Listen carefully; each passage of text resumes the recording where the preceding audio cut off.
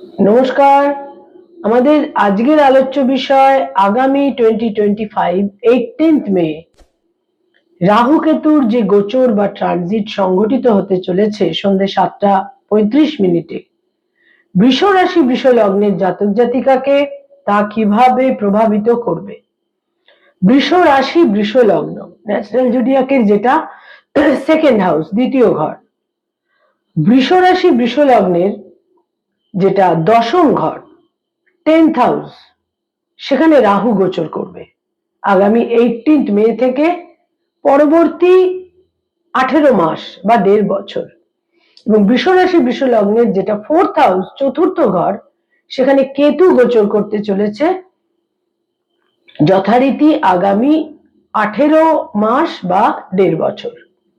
অর্থাৎ রাহু কেতু তার Axis shift করছে বৃষ রাশি বৃষ লগ্নের দশম এবং চতুর্থে রাহু কেতুর গোচর সংঘটিত হতে চলেছে। অসম্ভব গুরুত্বপূর্ণ, তার কারণ দুটি হচ্ছে কেন্দ্রস্থান এবং 10th হাউসকে উপচয় স্থানও বলা হয়। এবং 10th হাউস হচ্ছে আমাদের কেরিয়ার, যাদের কর্মজীবন রয়েছে, যাদের প্রফেশন রয়েছে, যাদের কেরিয়ার রয়েছে, বিভিন্ন রকম প্রফেশনে আমরা বৃষ রাশি বৃষ লগ্নের জাতক জাতিকাকে দেখতে পাই।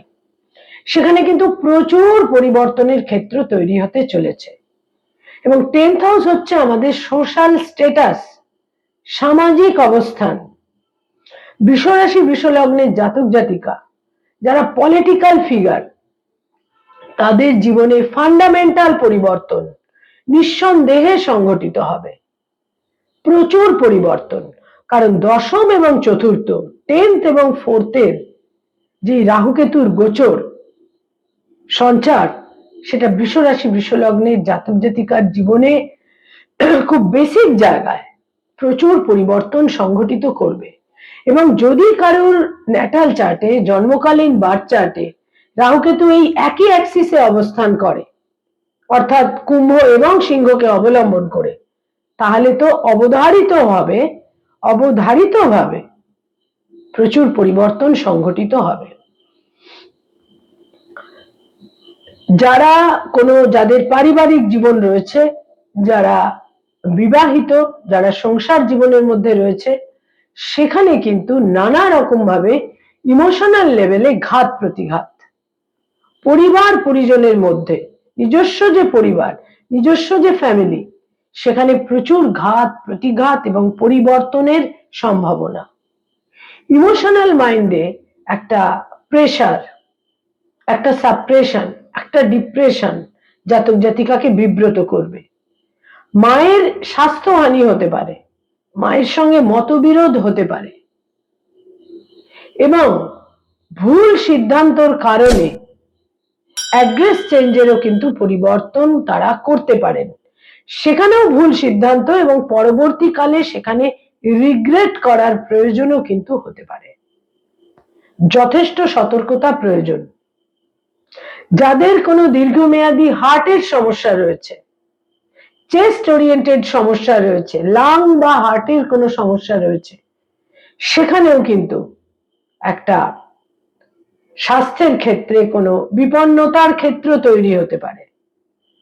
আজকাল আমরা প্রচুর লাং ইনফেকশন, লাংয়ের মধ্যে কোনো একটা ক্যান্সারাস বা কোনো সেখানে কোনো গ্রোথ বা ক্যান্সার, এইসব কিন্তু আমরা দেখতে পাই।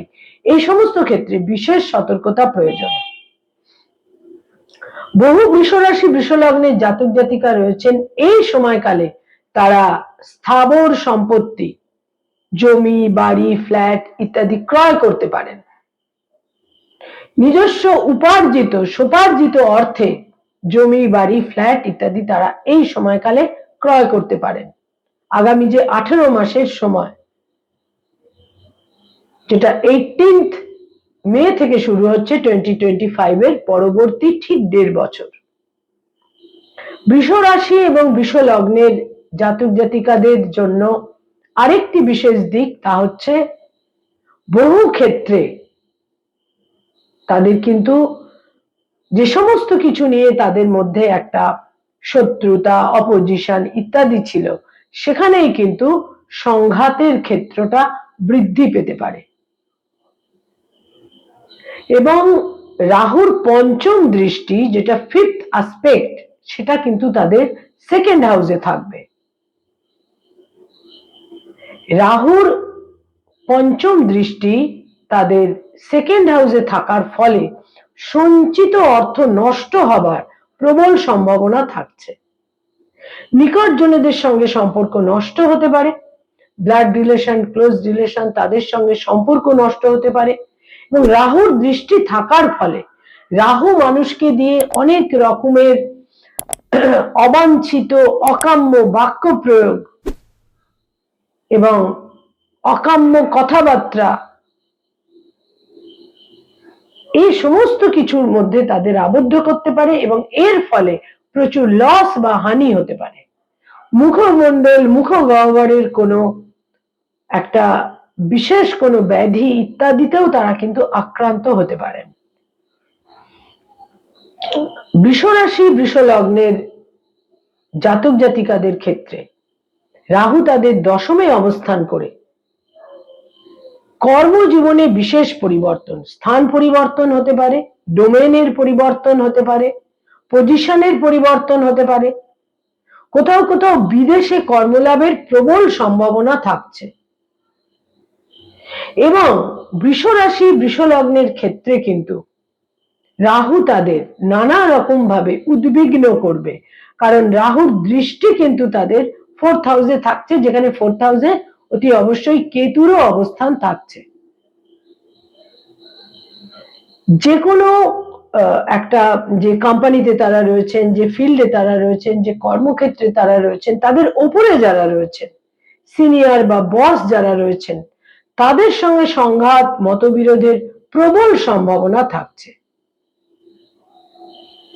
বৃষরাশি, বৃষলগ্নের জাতক জাতিকাদের ধর্মীয় স্থানে ভ্রমণের সম্ভাবনা থাকছে এবং বিভিন্নভাবে রিলিজিয়ান এবং রিচুয়ালের প্রতি একটা অ্যাট্রাকশন, আগ্রহ ইত্যাদি বিশেষভাবে তৈরি হতে পারে।